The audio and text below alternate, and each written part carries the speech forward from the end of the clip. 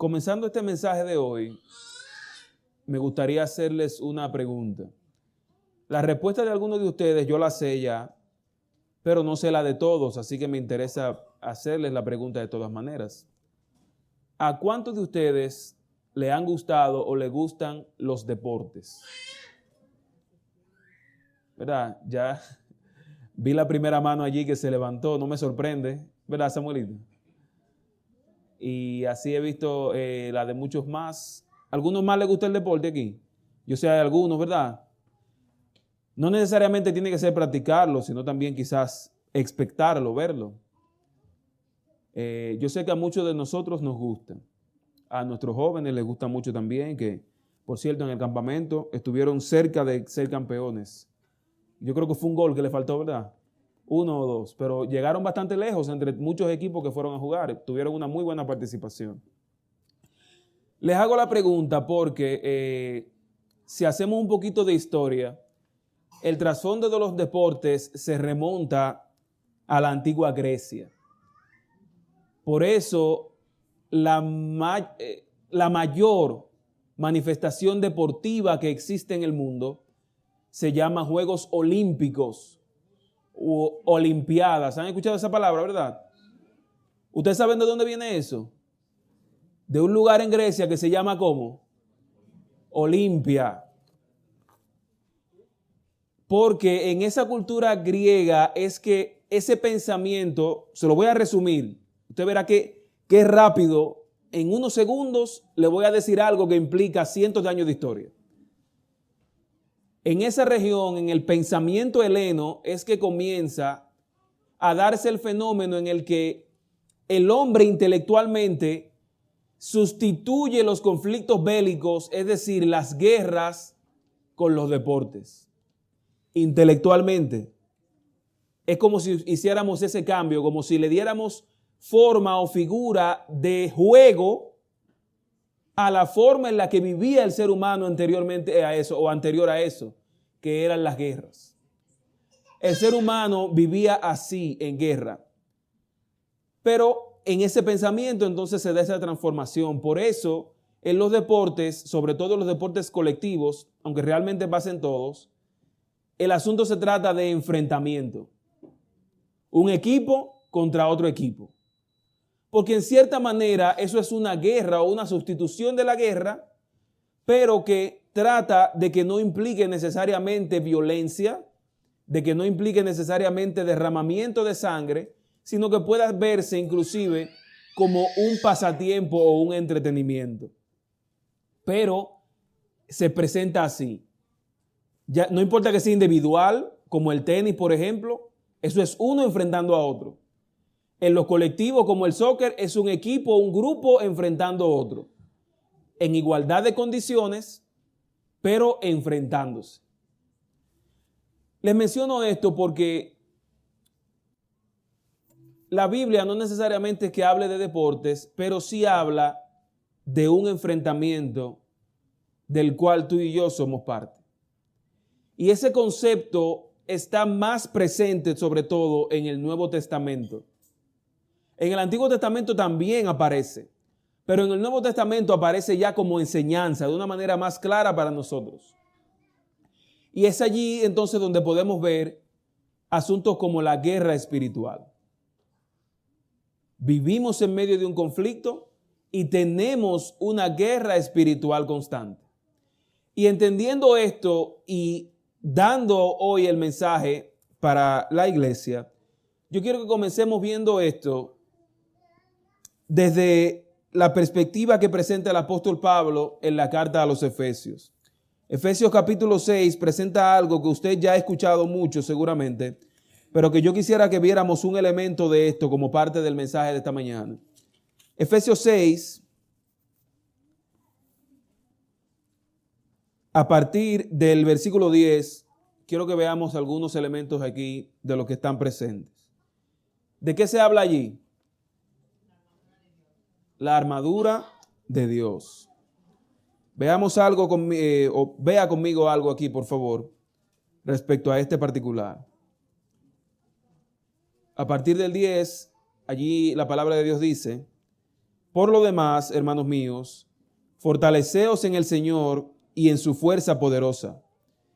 Vestíos de toda la armadura de Dios para que podáis estar firmes contra las acechanzas del diablo. Porque no tenemos lucha contra carne ni sangre, contra potestades, gobernadores de las tinieblas de este mundo, huestes espirituales de maldad de las regiones celestes. Por tanto, tomad toda la armadura de Dios para que podáis resistir en el día malo y habiendo acabado todo, estad firmes. Estad pues firmes, ceñida vuestra cintura con la verdad, vestidos con la coraza de la justicia y calzados los pies con el celo por anunciar el evangelio de la paz. Sobre todo tomad el escudo de la fe, con que podáis apagar los dardos de fuego del maligno. Tomad el yelmo de la salvación y la espada del Espíritu, que es la palabra de Dios. Orad en todo tiempo con toda oración y súplica en el Espíritu, y velad en ello con toda perseverancia y súplica por los santos. Aquí me voy a detener y quiero que veamos algunos de los elementos de esto.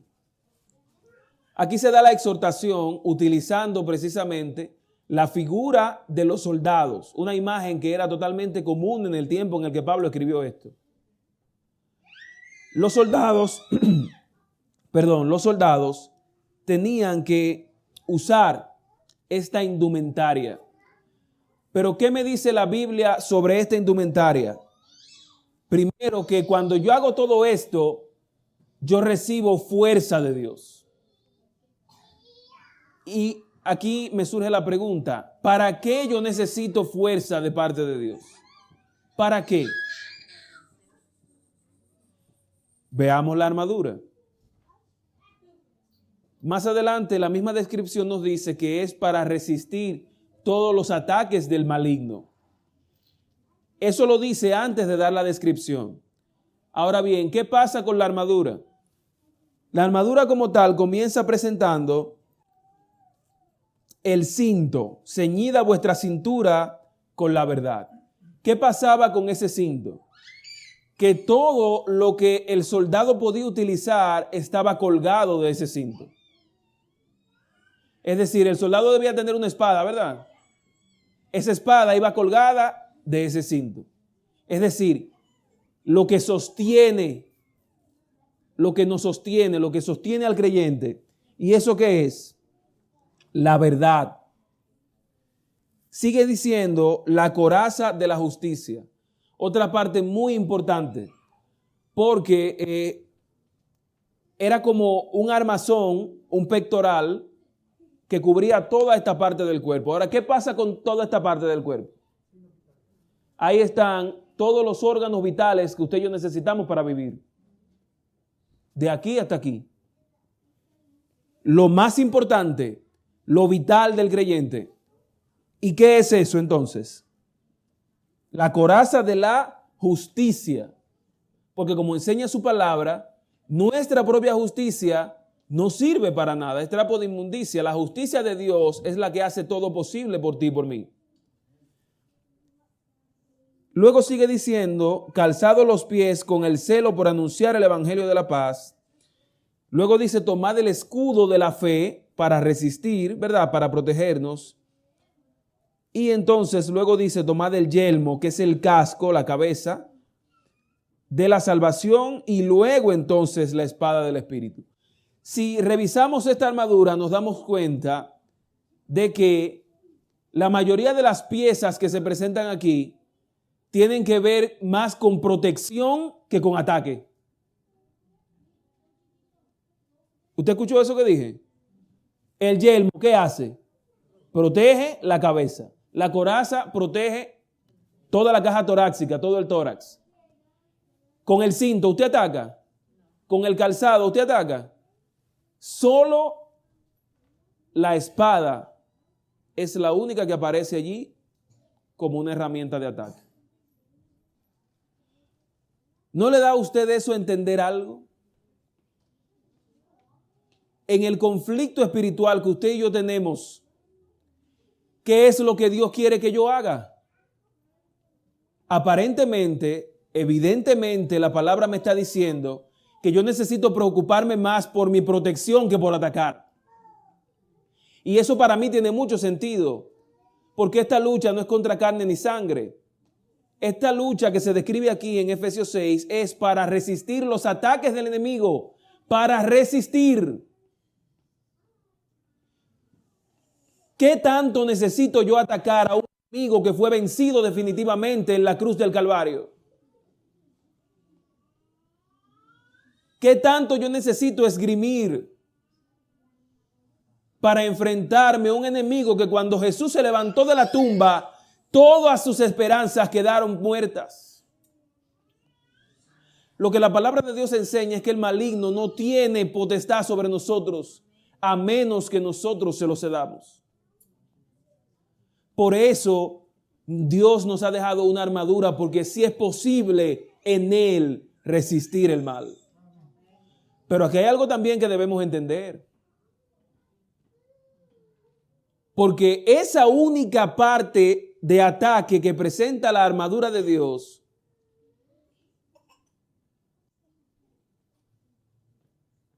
ha sido muy mal utilizada.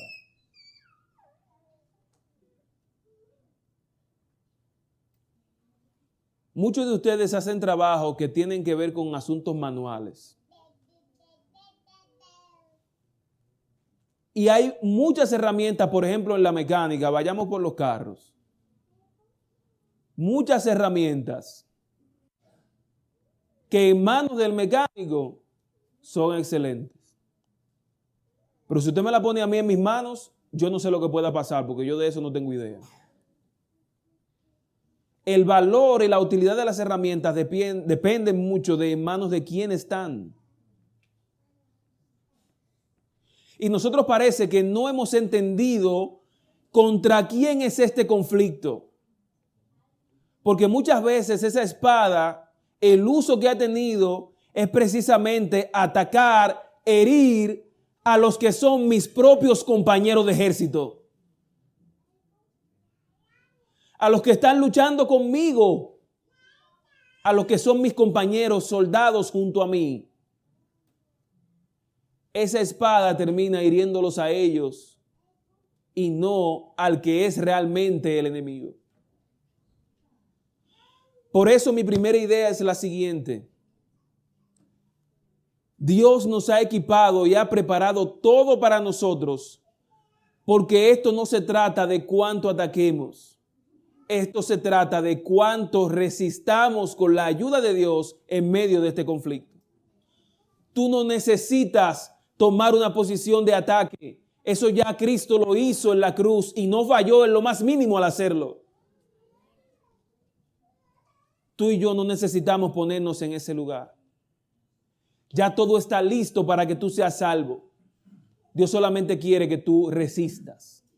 Por eso en esa armadura Él no nos da a nosotros una pistola, una espada, una lanza, un arco y una flecha. No. Él nos equipa con lo que necesitamos para resistir al enemigo. Su justicia, la fe, su palabra, la oración. ¿Pero eso es para qué? Para resistir, no para atacar. ¿Qué es lo que hace que esto se malentienda? El segundo punto que les traigo. Que necesitamos entender, ya que es una realidad que vivimos en un conflicto espiritual, en una lucha espiritual, necesitamos entender entonces quién realmente es nuestro enemigo.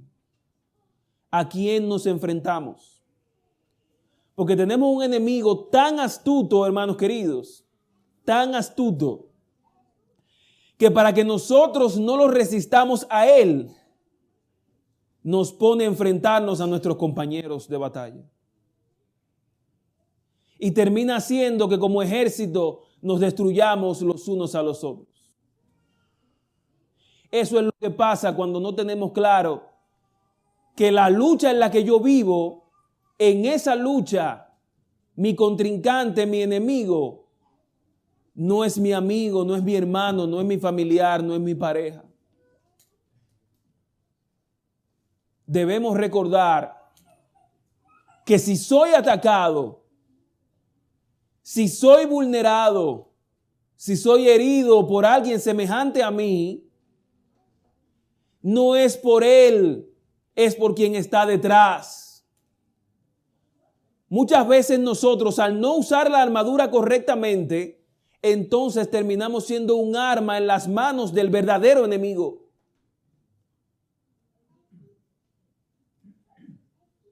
Es por eso que necesitamos entender realmente cómo es esta lucha y contra quién.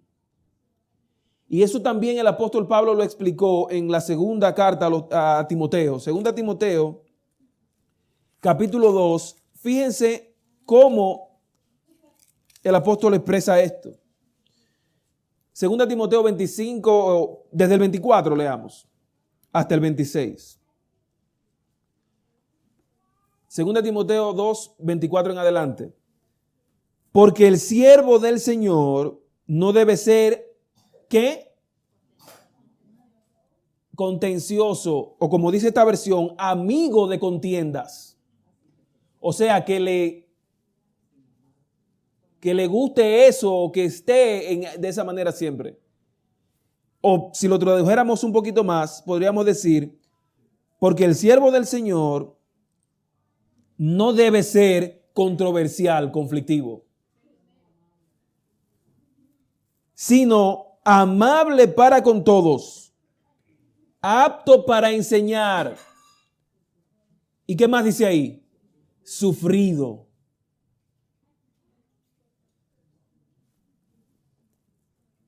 Y el 25 entonces dice, debe corregir con mansedumbre a los que se oponen. ¿A los qué? A los que se oponen, a los del equipo contrario. Por si quizá Dios les conceda que se arrepientan para conocer la verdad. ¿Por qué se arrepentirían? Por lo que dice el 26. Y escapen del lazo del diablo en que están cautivos a voluntad de él. ¿De dónde tienen que escapar?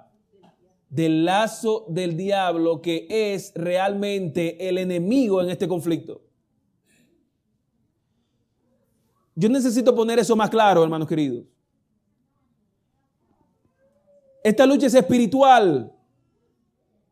Así que si el problema suyo viene de algo que usted puede ver, de alguien que usted puede ver, de alguien que respira, de alguien que come con sal igual que usted, ese no es el enemigo. Al contrario, todos nosotros somos miembros de un mismo ejército, somos compañeros. Si esta lucha es espiritual, si yo entendiera realmente que esta lucha es espiritual, yo no podría ver con mis propios ojos a mi enemigo. Es espiritual porque es un ser espiritual el que está confligiendo con Dios, y ese es el diablo. Así que cuando eso viene de alguien semejante a mí, no es más que un arma, no es el enemigo. Porque ¿quién es el único acusador según la palabra? Satanás. Él es el enemigo. Y cuando eso está claro, entonces esa armadura es bien utilizada. ¿Cómo puedo yo resistir si no estoy resistiendo lo correcto? ¿Cómo puedo yo resistir si lo que estoy tratando de resistir no es más que una distracción y no es el enemigo real? Es por esa razón que muchas veces fracasamos como cristianos y caemos, porque nos estamos defendiendo de algo que no es lo correcto, que no es de donde realmente viene el ataque. Imagínese un ejército, hermano, que ponga todos sus escudos en una dirección y que el ataque venga por la espalda. ¿Qué va a pasar? Van a caer porque se están defendiendo, pero de la manera equivocada. Hermanos, miren a su alrededor, por favor. Ahora mismo, mire a su alrededor. Mire quién está ahí cerca de usted, a su lado. Yo no sé lo que usted está viendo cuando hace eso. Pero cuando usted hace eso, lo que el cielo ve es un alma por la cual Cristo murió. No un enemigo. No alguien que vive para hacerle daño. Y haga eso mismo en su casa, haga eso mismo en su trabajo. Haga eso mismo en la calle con los vehículos que le pasan por el lado. Haga eso mismo en la tienda cuando anden en la multitud. Esa es solamente gente que es víctima del mismo que usted es víctima, de Satanás, del que quiere arrebatar el alma. Nuestra lucha no es contra carne ni sangre, hermanos. Estamos muchas veces perdiendo el tiempo defendiéndonos de quien no debemos. Y al final lo único que sucede es que como ejército nos destruimos los unos a los otros. Pero cuando entendemos bien lo que Dios nos dejó y la intención que tiene, entonces el escudo de la fe me sostiene. Cuando yo recuerdo, cuando yo tengo presente que es Satanás el enemigo de las almas, entonces esa coraza de su justicia es la que me sostiene. Y esa es la buena noticia, hermanos, que a pesar de que Dios sabe eso, como dice Romanos 8, a pesar de todo eso, nosotros en Cristo somos más que vencedores. ¿Vencedores por qué? Porque estamos en una lucha, tenemos que vencer. Pero no podemos vencer si nos enfocamos en el enemigo equivocado. Dios quiere que entiendas eso en esta mañana. Que en Él, a pesar de todo, a pesar del pasado, a pesar de mis defectos, a pesar de mis experiencias, en Cristo, yo también y tú también puedes ser más que vencedor. Y eso no está hablando de un juego, hermanos queridos. Eso no está hablando de que su país gane ahora en el Mundial de Fútbol. Vencedores en el único conflicto verdadero que hay en la humanidad es el conflicto del bien y el mal. El conflicto en el que tu alma es el objeto. El conflicto por el cual tú haces cosas que no quieres hacer. El conflicto por el cual tú sufres en la soledad. En ese conflicto en Cristo tú y yo somos más que vencedores. Por eso se da la exhortación que leímos en la lectura bíblica, que es el tercer punto que quiero dejar con ustedes hoy. Porque ya vimos dos. Vimos que Dios ha dispuesto todo para que nosotros podamos resistir y vencer. Hemos visto también que es clave para nosotros vencer, entender quién es el verdadero enemigo. Y por último, somos más que vencedores si entendemos esto que está en la lectura bíblica, 2 Corintios 4, versículo 1.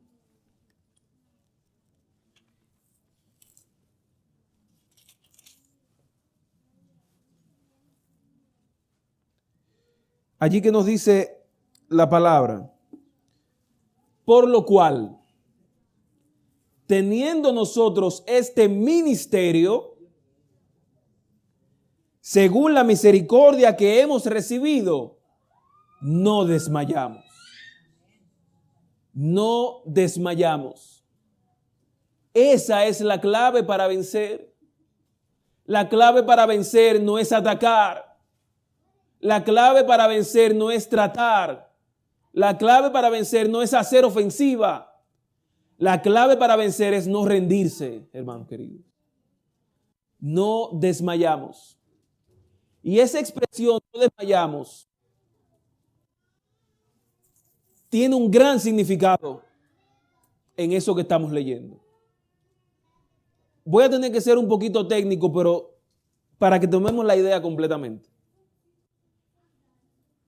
No desmayamos. En español nosotros vemos eso como dos palabras, pero en griego es una sola. En los idiomas bíblicos en ambos pasa lo mismo, que cuando negamos, aparece una declaración negándose, no aparece en los idiomas originales como dos palabras separadas. Es una sola que se le agrega algo. Es una palabra compuesta. En este caso, la raíz de esa palabra desmayar es una palabra que significa kakos, o sea, un sustantivo que se lee más o menos kakos, el verbo kakeó, algo malo, malo o hacer el mal. En otras palabras, hermanos queridos, en este ministerio, en esta lucha, en esta vida espiritual,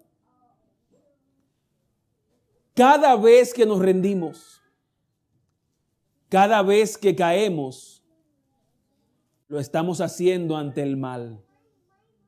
Cada vez que nos cansamos, cada vez que no hacemos el esfuerzo por refrenarnos, por controlarnos, lo que estamos haciendo es darle la victoria a la maldad. Porque de eso es que se refiere esa palabra desmayar. No desmayar es rendirse ante la maldad, es darle la victoria, declarar vencedor en mi vida la maldad. Para nosotros poder vencer en el nombre del Señor,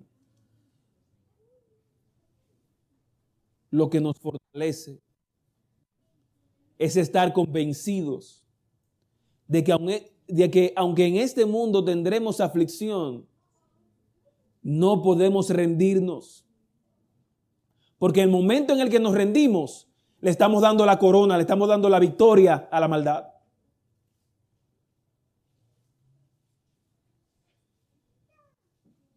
¿Cómo podemos resistir entonces?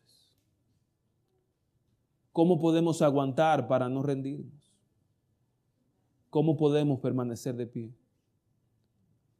La primera parte del versículo nos lo explica, el mismo 1 del capítulo 4. Teniendo nosotros este ministerio, el cual es según la misericordia que hemos recibido. Hermano, ¿quién recibe misericordia?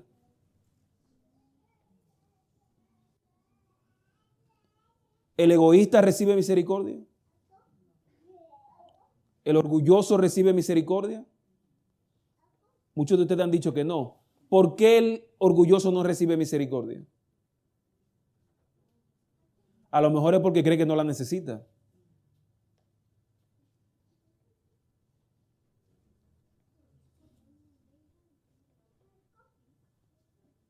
La realidad de nosotros reconocernos como indignos, como nada sin Dios, nos permite recibir la misericordia con la cual podremos ser revestidos de la gracia y la justicia de Dios y entonces no desmayar.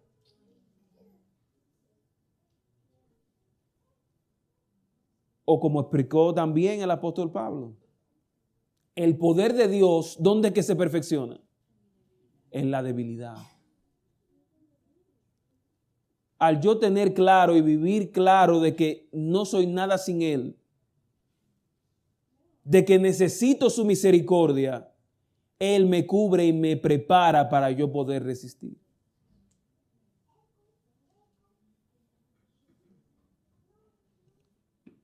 En este conflicto, hermanos queridos, fíjense que yo mencioné dos cosas, egoísmo y orgullo. Esas son las principales herramientas que usa el enemigo, que son de nosotros, pero él las usa.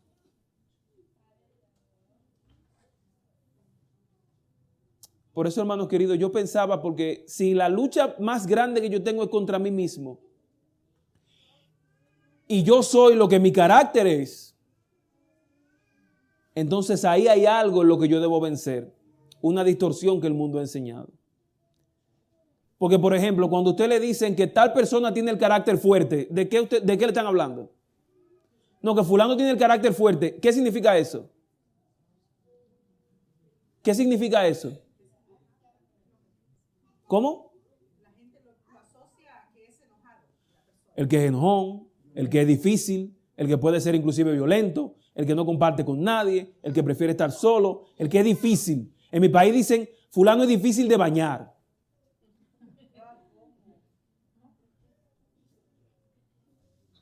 Pero hermano, ¿sabía usted que es todo lo contrario? El carácter más débil es ese. Porque el carácter fuerte es el que reconoce que necesita, es el que reconoce sus errores y es fortalecido entonces por Dios. Eso es carácter fuerte. El que reconoce su debilidad.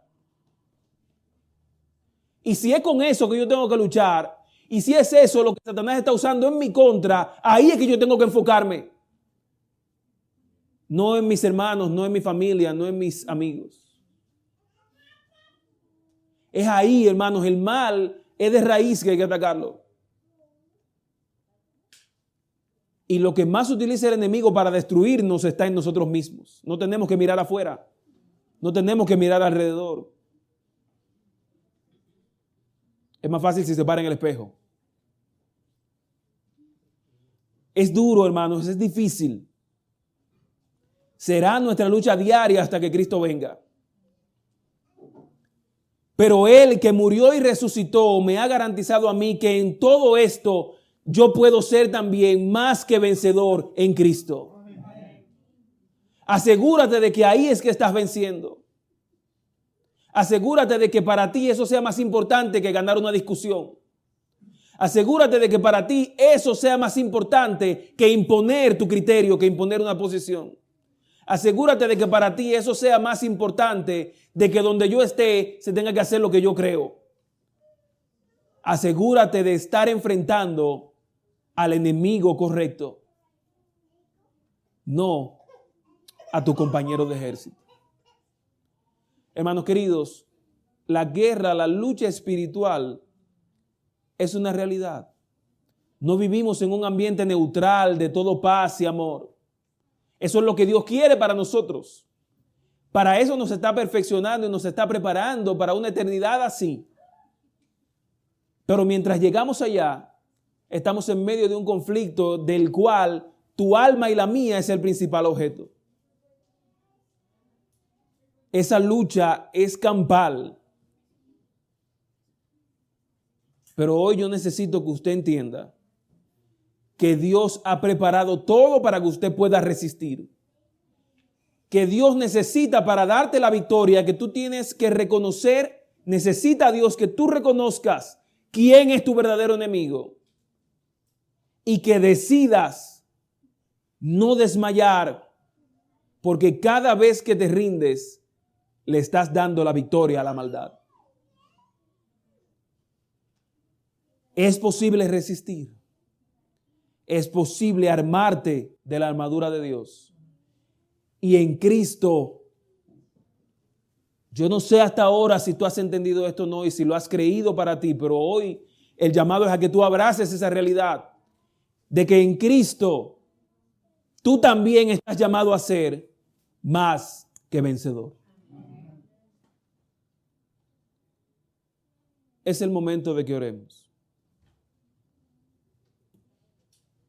Y en esta oración mi llamado es, quienes yo quiero que me acompañen,